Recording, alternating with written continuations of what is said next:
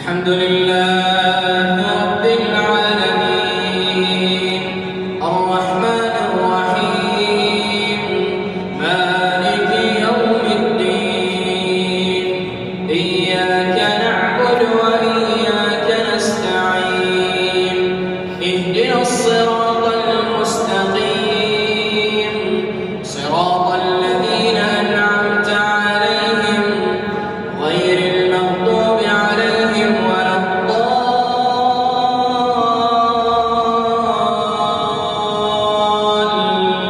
الضالين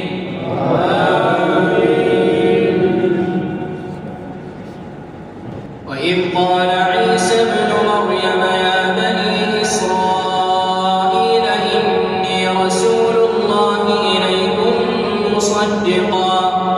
مصدقا لما بين يدي من التوراة ومبشرا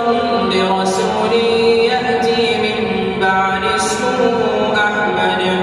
فلما جاءهم بالبينات قالوا هذا سحر مبين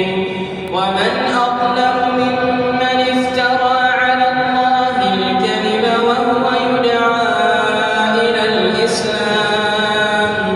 والله لا يهدي القوم الظالمين يريدون ليطفئوا نور الله بأفواههم والله متم نوره ولو كره الكافرون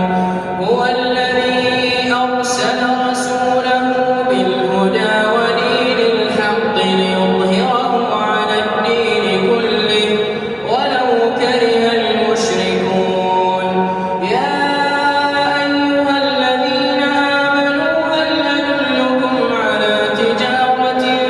تنجيكم من عذاب أليم تؤمنون بالله ورسوله وتجاهدون في سبيل الله بأموالكم وأنفسكم ذلكم خير لكم إن كنتم تعلمون يغفر لكم ذنوبكم ويدخلكم جنات تجري من تحتها الأنهار ومساكن طيبة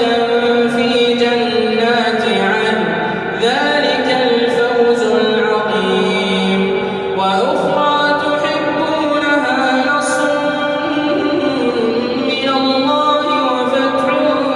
قريب وبشر المؤمنين الحمد لله رب العالمين الرحمن الرحيم مالك يوم الدين إياك نعبد وإياك نستعين اهدنا الصراط